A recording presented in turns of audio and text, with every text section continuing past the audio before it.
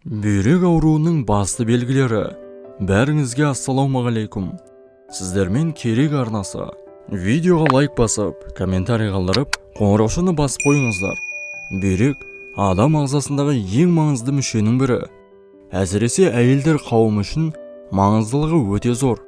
Себебі әйел адамның денсаулығы, сұлулығы мен сымбаттылығының басты кепілі. Сондықтан да бүйрек жұмысының нашарлауы, оның әлсіздігі әйел ағзасындағы түрлі дерттерден хабар береді. Осыған байланысты аурудың алдын алуға мүмкіншілік туады. Назарларыңызға аурудың 6 белгісін ұсынамыз. Бүйрек әлсіздігінен бет, аяқ-қол, көздің айналасы ісіп кетеді. Бүйрек ағзадағы суды реттейтіндіктен, оның жұмысы бұзылса, қан айналымы нашарлайды. Мұны ретке келтірудің оңай шешімі ұйықтар алдында суды аз мөлшерде ішіп, белге арналған жаттығу жасау. Екінші, әйелдердің тез тоңу себебі бүйрек әлсіздігінен болады. Мұндай құбылысты жеңу үшін тамақтану рационын қадағалап, қой еті, сиыр еті, ащы бұрыш, пияз, зімбір секілді азықтарды көбірек пайдаланған жөн.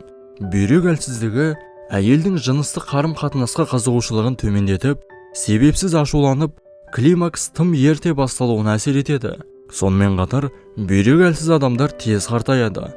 Ал мұның алдын алу үшін түрлі емдік шараларды пайдаланып, жеңіл жаттығу түрлерін жасаған дұрыс.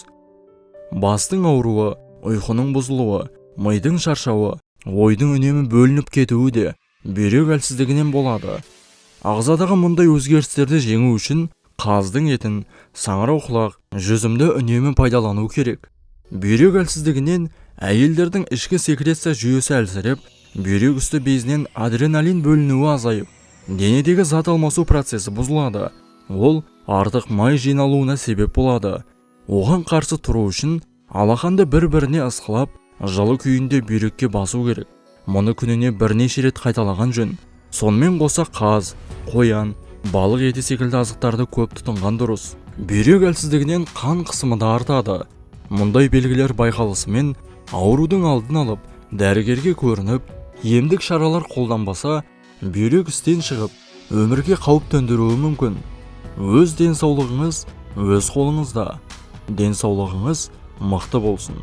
Ешқашан ауырмаңыздар.